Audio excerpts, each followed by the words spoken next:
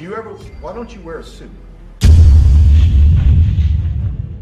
Yeah, problems. A lot of Americans have problems with you not Really? respecting Why don't you wear a suit? You're the highest level in this country's office and you refuse to wear a suit. Just want to see if you own a suit?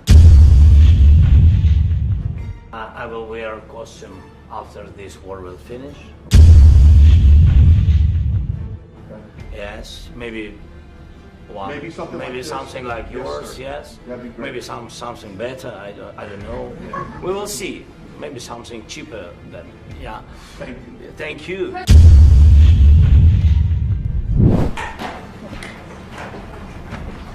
Well, thank you very much. It's an honor to have President Zelensky of Ukraine. And we've been working very hard, very close. So we've actually known each other for a long time. We've been dealing with each other for a long time and very well. We had a little negotiation spat, but that worked out great. I think for both countries, I think for the world, actually, beyond both countries. And we have something that is a very fair deal. And we look forward to getting in and digging and working and getting some of the rare earth. But it means we're going to be inside, and it's a big commitment from the United States, and we appreciate working with you very much. And we will continue to do that. We have had some very good discussions with Russia. I spoke with President Putin, and we're going to try and bring this to a close. It's something that you want and that he wants. We have to negotiate a deal, but we've started the confines of a deal, and I think something can happen. The big thing is the number of soldiers, mostly at this point, but soldiers being killed. They're losing thousands of soldiers. On both sides, we're losing a lot of soldiers, and we want to see it stop. And we want to see the money get put to different kinds of use, like rebuilding. And we're going to be working very hard. But we've had a lot of very good conversations. I will say until we came along, the Biden administration didn't speak to Russia whatsoever. They didn't speak to anybody. They just allowed this to continue. And I will say that, I'll say in front of you, you've heard me say it 1,000 times, if I were president, this war would have never happened. We would have had a deal negotiated for you without having to go through what you've gone through. But your soldiers have been unbelievably brave. We've given them great equipment, but somebody has to use the equipment. They've been unbelievably brave. And we give them great credit. This was supposed to be over very quickly, and here we are 3 years later. So I give tremendous credit to your generals and your soldiers and yourself in the sense that it's been very hard fighting, very tough fighting. They're great fighters, and you have to be very proud of them from that standpoint. But now we want to get it over with. It's enough, right? We want to get it over with. So. It's an honor to have you here. Thank you very much for coming. We're going to sign the agreement at the conference in the East Room in a little while, right after lunch. And we'll be having lunch together. We're also discussing some other things. And we appreciate everybody being here. It's somewhat of an exciting moment, but the really exciting moment is when they stop the shooting and we end up with a deal. And I think we're fairly close to getting that. And an honor to have you, and please, I'd like to say something. No, thank you so much, Mr. President. Thank you for invitation. And really, I hope that this first document, will be first step to real security guarantees for Ukraine, our people, our children. I really count on it. And of course, we count that America will not stop support. Really, for us, it's very important to support and to continue it. I want to discuss it with details further during our conversation, and of course the infrastructure or security guarantees, because for today I understand what Europe is ready to do, and of course I want to discuss with you what United States will be ready to do. And I really count on your strong position to stop Putin, and you said that enough with the war. I think that is very important, Ben, to say these words to Putin at the very beginning of war, because he's a killer and terrorist. But I hope that together we can stop him. But for us, it's very important to, to save our country, our values, our freedom and democracy, and of course, no compromises with the killer about our territories, but it will be later. And of course, what I wanted, we spoke about it by phone with you about the drones production. We have very good drones production. I think the best one in the world for today because of the war. Yes, and of course, we need very much the air defense. You have the best air defense in the world, and really you helped us under attacks of Russians. And I want to speak how we can exchange the licenses. We're open to share the licenses of all our drones with you, of course, with the United States. And we need licenses for quick production of air defense. Even after the war, we need our nation to be calm, that we are secure. So that's why we need this air shield. And of course, about this, I want to speak about the contingents. I think that France and UK already spoke to you, and we know that Europe is ready, but without the United States, they will not be ready to be as strong as we need. And then the last point, last not least, about exchange, about our people and children. And you know that this crazy Russian, that they stolen 20,000 of children, Ukrainian children. They changed their names. They changed their families, relatives, and now they're in Russia. We want to bring them back, and really, it's a big dream, task, and goal for me, and our warriors. By the way, Mr. President, we released more than 4,000 warriors from Russian prison, but there are thousands more in the prison. I wanted to share with you some images, how it's, can I now? Yeah, please. Please. 1 minute. Just you to understand in what circumstances, in what situation they are, and what the attitude of Russia to our prisoners. That guys, just you before and after. And you see before and after, just you to understand. Now thousands of such guys, ladies and men, there, and so they don't eat, they beat them, and they, do a lot of bad things. So out of, even during the war, there are rules. Everybody knows there are rules during the war. These guys, they don't have any rules. You see that, 50, 60 kilograms left, and a lot of such things. And I didn't want to show you what the changes with images of children, because I will just share with you. And I mean, it's looking tragic. Yep, that's tough stuff. I wanted very much to give you, and you see. Yeah.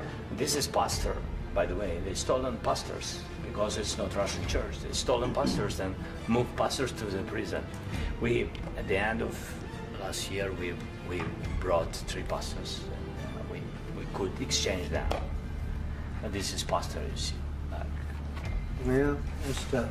Yeah. So I mean, this I wanted to show you, and this. So thank you very much. We want to get that ended, right? Yeah. Of course, we And want. I think we will. And We have to, of course. do you have any questions, please? Mr. President. Thank you, Mr. President. With how much money is the U.S. going to put into the fund that is being created today, and how does this provide long-term security for Ukraine? Well, we don't know exactly how much, because we're going to be putting some money in a fund that we're going to get from the raw earth that we're going to be taking and sharing in terms of revenue. So it's going to be a lot of money will be made from the sale and from the use of raw earth. And as you know, our country doesn't have much raw earth. We have a lot of oil and gas, but we don't have a lot of the raw earth. And what we do have is protected by the environmentalists, but that can be unprotected, but still it's not very much. They have among the best in the world in terms of raw earth. So we're going to be using that, using it for all of the things we do, including AI and including weapons and the military, and it's really going to very much satisfy our needs. So it's something that just worked out really well. We have a lot of oil, and we have a lot of gas, we have a lot, but we don't have raw earth. So this has just about every component of the raw earth that we need for computers, for all of the things we do. This puts us in great shape. And on long-term security for Ukraine, how does this provide? I think they're going to have great luck. I think once we make the agreement, that's going to be 95% of it. They're not going to go back to fighting. I've spoken with President Putin, and I feel very strong. I've known him for a long time, and I feel very strongly that they're very serious about it, and we'll make a deal. And when the deal is made, I don't think, we talk about security. Everyone's talking about the other day, all they talked about was security. I said, let me make the deal first. I have to make the deal first. I don't worry about security right now. We have to have a deal, because right now, last week, 2,000 soldiers died on both sides. 2,000, and they're losing 1,000, 2,000, 3,000 a week. So as we sit here and we talk, people are getting shot and dying on the battlefield. And you know, they're not American soldiers, but they're Russian soldiers and they're Ukrainian soldiers, and we want to be able to stop it. And we want to be able also to spend money on other things. We don't want to, this is a tremendous amount of money, and what the Biden administration did was terrible. They were giving money, but they had no security on the money. Europe, as you know, gave much less money, but they had security. It was in the form of a loan. They get their money back, and we didn't. And now, at least we're protected, because the American taxpayer has to be protected too. But this is an incredible agreement for Ukraine, because we have a big investment in their country now, and what they have, very few people have. And we're able to really go forward with very, very high-tech things and many other things, including weaponry that we're going to use in many locations, but that we need for our country. Mr. President, This allows us to do this. Mr. President, will you continue I'm sorry. sending military aid? Yes, go ahead, please. If I can just, yes. In the document, there is one of the very important points. If we speak about business and investment, we never had LNG terminals in Ukraine. This document will open. I mean, the next document, but anyway, here we see in the framework, we see really goodwill for this. LNG terminals for us is very important, and I think for security of European continent. We have the biggest storage, gas storage. We have the biggest in Europe. Yes, and we can use it for LNG, use it for LNG, and we will do it. And really, we can help Europe, because Europe really helped. President Trump said that they made less support, but they are our friends, and they are our very supportive partners. They really gave a lot, Mr. President. They did. They gave a lot, but they gave much less. No. Much less. No. No. No. Okay. Okay.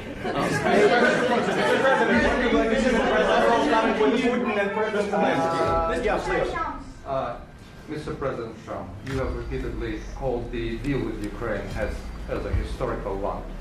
And as a President of the United States, you make historical decisions in other issues which affect America and other world. So what place in the world history do you want to take? And do you associate yourself with any famous historical figures? Yeah, I'd say George Washington, Abraham Lincoln. I would say I'm far superior to George Washington and Abraham Lincoln. Now, you know I'm only kidding, right? Because when I say that, the fake news is going to go wild. They're going to say he considers himself to be better than Washington. But you never know. You never know. I don't compare myself to anybody. I'm here to do a job. We've had a great 35 days or whatever it might be, a month, a little more than a month. We've accomplished tremendous amounts. Not only this would be a very great achievement if we could get the war stopped and get them back to normalization. I think that's going to happen. We've had very good talks on both sides, as you know. But I think we've done a very good job, just generally. If you look at all of the things we've done in 30 days, they're saying there's never been a opening for a president. The first month, there's never been a first month like we've had. And this is one of the very important things. This, to me, is one of the most important things, because we have tremendous death taking place as we speak, and I don't want to have that. You know, think of the parents, whether they're in Russia or Ukraine, think of the parents of all these people being killed needlessly. They came to our territory. Should have never started. This would have, if I were president, this would have never started. Mr. President, where has out your conviction? Mr. President, will you continue sending military aid to Ukraine after the U.S. signs this agreement with Ukraine. Yeah, we're And the gonna be question to continuing. President Zelensky: do you feel like the U.S. is on your side? That the President Trump is on your side at this moment? What do you think? He wants to know, do you think that, sort of a stupid question. I guess we wouldn't be here if I wasn't. I think that the United States on our side from the very beginning of occupation, and I think that President Trump on our side, and of course, I'm sure that United States President will not stop support. This is crucial for us. It's important for us. Yes. And Putin, the president, speaks about the people and the soldiers which are dying, but they came to our territory, they came to our land. They began this war, and they have to stop. And I think this is the question, with really the most important question: can President Trump, I hope yes, with some other allies, to stop Putin, withdraw these enemies, our enemy, withdraw these troops from our land? And I think that you asked about the history, I think that if President, or when, he will stop Putin, if President Trump will bring peace to our country, I think he will be on this wall. We've had very, very good talks. What about military aid to Ukraine? President Zelensky just said that there will be no compromises with Vladimir Putin. I just wanted to ask both of you, firstly, are there compromises that you think that President Zelensky is going to have to make? And President Zelensky, is there anything that you think you may be able to offer or bring to the table, for example, elections? Thank you. I think you're going to have to always make compromises. You can't do any deals without compromises. So certainly he's going to have to make some compromises, but hopefully they won't be as big as some people think you're going to have to make. That's all. That's all we can do. I'm here as an arbitrator, as a mediator to a certain extent between two parties that have been very hostile. To put it mildly, they've been very hostile. This has been a vicious war. This has been a vicious war. You know, it's a very level battlefield, and those bullets go out, and as I've said many times, we were talking about it with Pete, many times the only thing stopping those bullets is a human body. And in the case we're talking about, generally young human bodies are stopping a lot of bullets. It's dead level. That's why it's great farmland. It's great land. It's great farmland, but there's very little protection against the bullets that are being, and other things that are being shot. So all I can do is see if I can get everybody at the table and get an agreement. And I think we're going to end up with an agreement. Otherwise, I wouldn't probably be even here today. Mr. President, I've got two questions for you. You think ultimately your legacy will be the peacemaker and not the president that led this country into another war and ended foreign wars? And then I've got a question. I hope it will. I mean, I hope I'm going to be remembered as a peacemaker. This would be a great thing if we could do this. I'm doing this to save lives more than anything else. Second is to save a lot of money, but I consider that to be far less important. So I hope I'm going to, thank you, Brian, for that question. It was a nice question. I hope I'll be known and recognized as a peacemaker. This would be a great thing to solve. This is a very dangerous situation. You know, this could lead to a third world war. This was headed in the wrong direction. If this election were lost, if we didn't win this election, and we won it by a lot, that was a mandate. We won every swing state. We won the popular vote by millions and millions of votes. We won everything. The districts, you look at the areas of red, take a look at a map. This was a big mandate, and this was one of the things. I said, we're going to get this thing settled. If we didn't win, I think this could have very well ended up in a third world war, and that would not have been a good situation. What was your second question? And my second question for President Zelensky: why don't you wear a suit? You're at the highest. Why don't you wear a suit? You're at the highest level in this country's office, and you refuse to wear a suit. Just want to see if do you own a suit? Yeah, problems. A lot of Americans have problems with you not respecting the dignity of this office. I will wear a costume after this war will finish. Okay.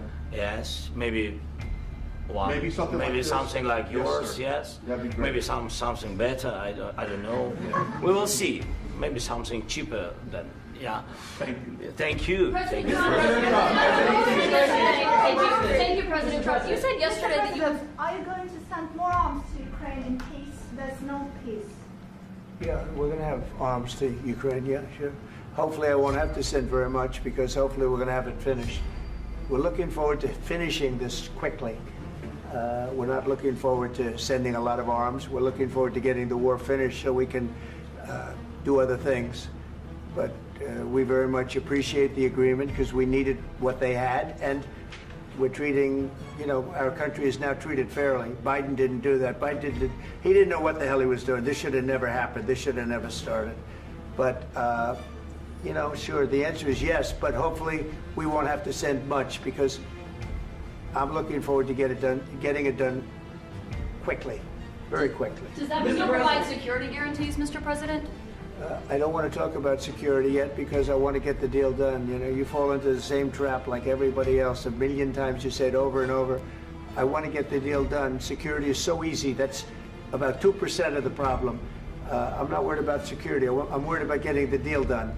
The security is the easy part. Security is very nice. Everybody stops shooting. And now will Europe put people there? I know France is going to. I know the UK is going to. I know other countries are going to, and they happen to be right next door. We haven't committed, but we could conceivably. You know, we have security in a different form. We'll have workers there digging, taking the raw earth so that we can create a lot of great product in this country. So in that sense, you have something, but we haven't determined that yet. I will say, in speaking to France and in speaking to, and they were here, as you know, last week and just the other day, they have committed to a lot of security.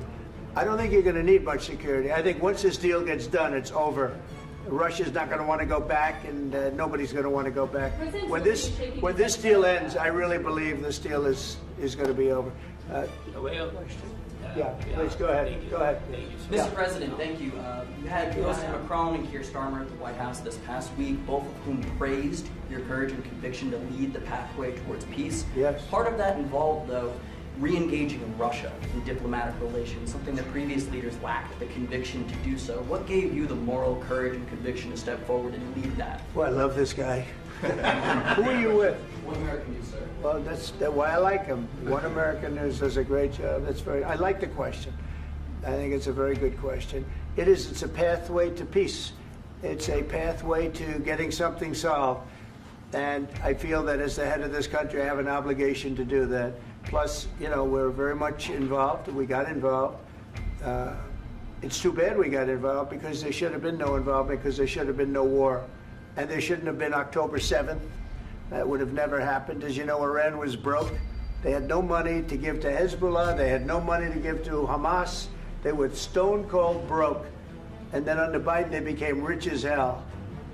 They went from no money to $300 billion in a period of 4 years. And they gave a lot of that money away, and you see what happened. And that's a real mess also that we hope to be able to solve. But no, I appreciate your question very much. I feel I have an obligation to try and do something to stop the death. If I can answer, yes, if I can answer, Please, sorry, go ahead. please. And I do like your clothing, by the way. Yeah, really? Even though I think he's a great guy, by the way. But I don't know if you two like each other. But you know what?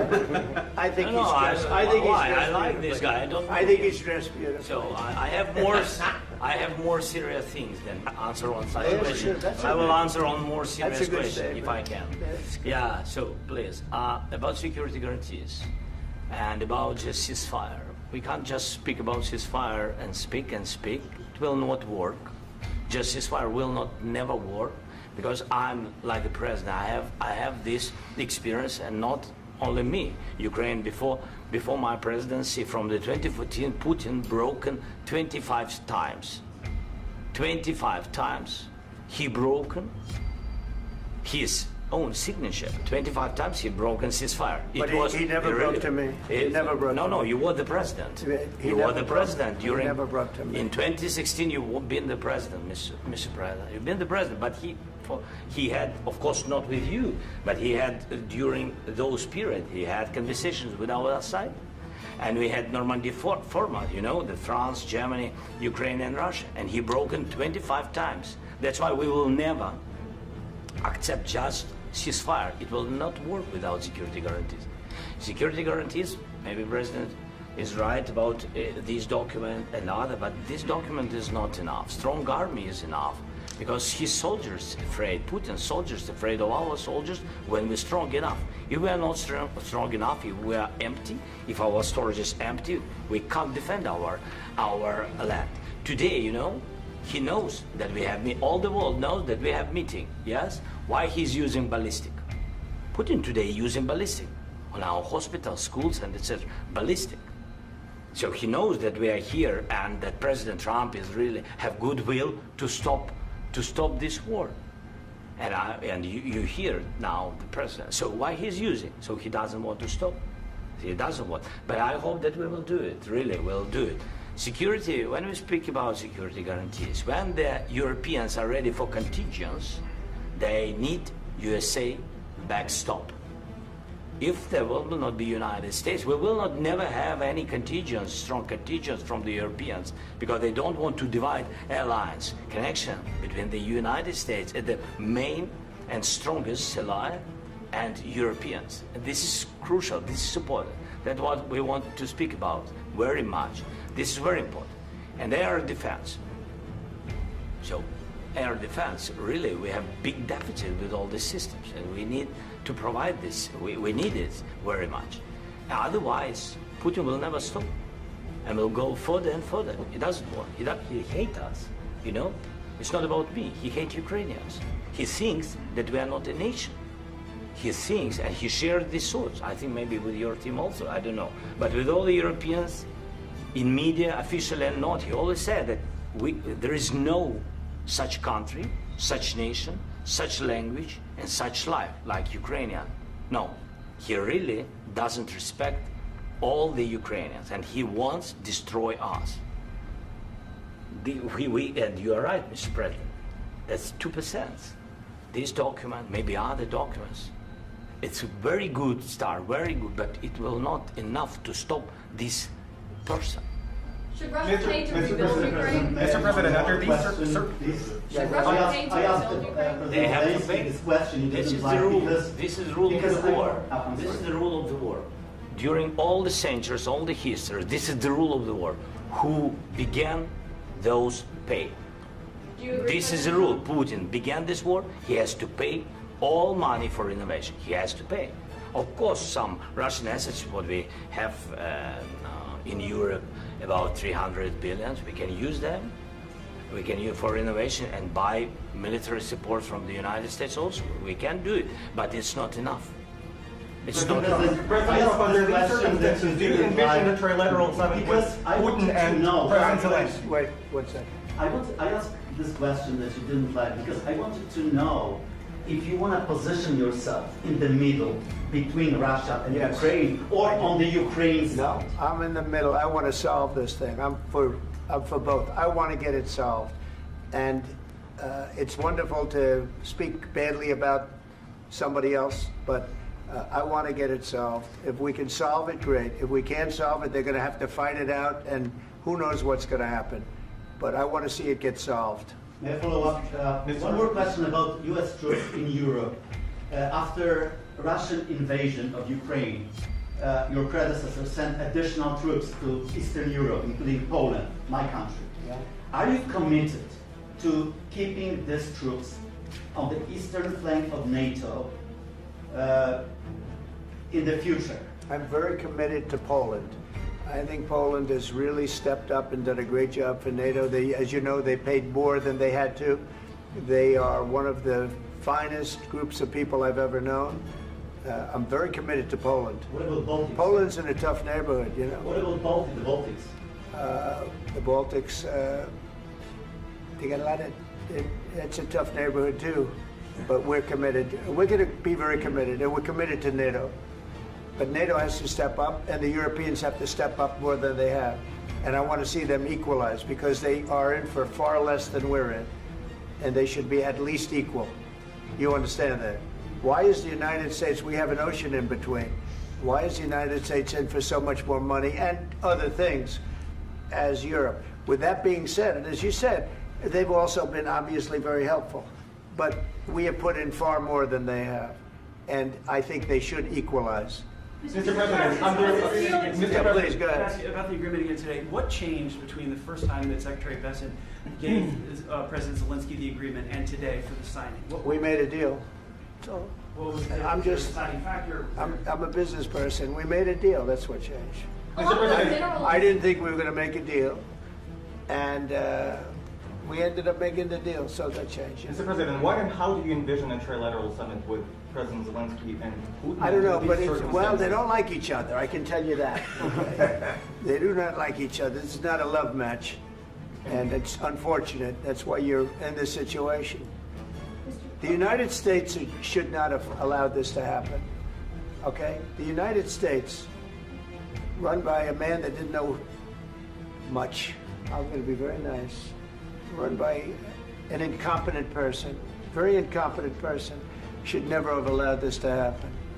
I've stopped wars. I've stopped many wars. My people will tell you, I stopped wars that nobody ever heard about. I stopped wars before they ever started. You can look at some of, I could give you a lot of nations that would tell you right now they were probably going to war. I could tell you right now there's a nation thinking about going to war on something that nobody in this room has ever even heard about. Two smaller nations, but big, still big. And I think I've stopped it. But this should have never happened. Sorry, just a second. About any negotiations.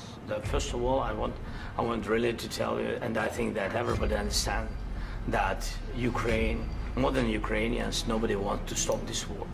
But at the future, any negotiations, it's understandable that two sides of the war, not Russia and the United States, because this is not the war between Russia and the United States. This is war of Russia against Ukraine and Ukrainian people. So these two sides will be at the anyway will be at the negotiation table. Then of course United States, like the strongest partner of the Ukraine, and of course Europe. I think Europe is very important. I want to speak about it with the President. Yes, Europe is very important for us because we really defend Europe for today. All Europeans really recognize that we are defending life and they have real life and our people are dying. That's why they helped us. And also it's about the NATO. Yes, between, like the President said, you have big, nice ocean. Yes, between us. But if we will not stay, Russia will go further to Baltics and to Poland, by the way. But first to the Baltics. It's understandable for them because they've been in the USSR. You know, they've been one of the republics of the USSR, and Putin wants to bring them back to his empire. It's a fact. And when he will go there, if we will not stay, you will fight. Your American soldiers, it doesn't matter, do you have ocean or not, your soldiers will fight. Mr. President, would you be willing to visit Ukraine, maybe Kyiv or Odessa, which is known to be a 30-year-old Black Sea? It was my question. I'm sorry. I don't want to talk about Odessa now. Let's not talk about Odessa. I want to talk about making a deal, getting peace. We don't have to talk about Odessa, but a lot of cities have been destroyed.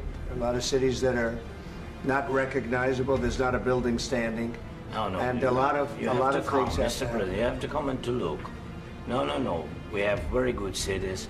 Yes, a lot of things have been destroyed, but mostly cities alive, and people work, and children go to school. Sometimes it's very difficult. Sometimes closer to front line, children have to go to underground schools or online. But we live. Ukraine is fighting, and Ukraine lives. This is very important. And maybe it's Putin is sharing this information that he destroyed us. No, he lost 700,000 people, 700,000 soldiers. He lost everything. Yes. So. Mr. President, one more. I mentioned Poland. Please, go ahead. When did you last speak with President Putin, and what did he say that? A couple of days ago. And what did he tell you that gave you the assurance that he wanted peace? Well, that's what I do. My whole life is deals. I know pretty good. And I've known him for a long time. I've dealt with him for a long time. he had to suffer through the Russia hoax. You know, Russia was a hoax. It was all Biden. It was nothing to do with him. So he had to suffer through that, and he was able to do that. I think that he wants to make a deal, and he'd like to see it end. That's all I do. That's what I do. My whole life, that's what I do, is make deals. And I'm in the middle of a mess, because this is a real mess. It's a very dangerous one. If this doesn't get solved now, it's not going to get solved for a long time. So I hope we're going to get it solved. In the back, please. Thank you, Mr. President. Prime Minister Starmer claimed repeatedly that his government believes in free speech and was not engaged in censorship. But his country's government arrests people for memes and thought crimes, and even more worrisome is pressuring American companies to censor Americans on its behalf. How can he be a reliable, trustworthy partner when he says things that are demonstrably false on such an important topic? Well, we actually spoke to him about that yesterday, and we thought they took it very, very much too far. JD was very strong on it. So was I. So was Marco. And we've been speaking to him about it. Marco, would you like to say something about that? Yeah, we have concerns, obviously, with the conduct of various, particularly as it impacts Americans. And there's real concern that American speech, which is online, could fall into the hands of British or any country's jurisdiction. And so this is a point the Vice President made at Munich, and I think it's a very compelling one, that what unites us with Europe, as much as anything else, is these shared values, and one of them being free speech. And so if Americans are threatened by it, we're going to need to take action in that regard. Mr. President. It's actually a very important question. We spoke about this in detail with the Prime Minister, the Foreign Secretary, and others at lunch yesterday. And I know that Secretary of Commerce Lutnick followed up in private meetings last night. This is really important. We believe Americans have the right to speak their mind, even if we in this room disagree with them. They have the right to speak their mind in the public square, which is often online these days. And we're going to defend that right as it pertains to American companies and American citizens vigorously if we have to. I do think that under the President's leadership, we're going to find common ground with our friends in the UK on this question, but it remains to be seen. The principle that will guide us is we believe in free speech in this country, and we'll fight for it for American citizens. Mr. President, on the deal, is there any other oil and gas component to the deal? Is it all critical? A little bit. We'll see. On LNG? But we're not really looking for that so much. We got a lot. We have more than anybody in the world, by far. So no, we're not talking about it too much, but a little bit. I think it affects also, but for the most part, no. And sir, is there any agreement from Ukraine to purchase U.S. LNG as part of the deal, or is that on the table at all? No, we don't need that. Mr. President, I just wanted to ask you about, you just mentioned that you'd spoken to Vladimir Putin a couple of days ago. Just to be clear, that's a new call, not the one that you... I've spoken to him on numerous occasions. Okay, and how was the latest call? What did you discuss? How did it go? Are you serious with that question? I am, I'd love to know. It went well. I think we're going to have a deal. On the minerals deal, Mr. President, some of those minerals are in the east of Ukraine, not far from the front lines and in areas that Russia has occupied. Will you direct President Putin to withdraw his forces from those areas if there's U.S. interest? Well, we'll take a look at the time. We have a lot of area.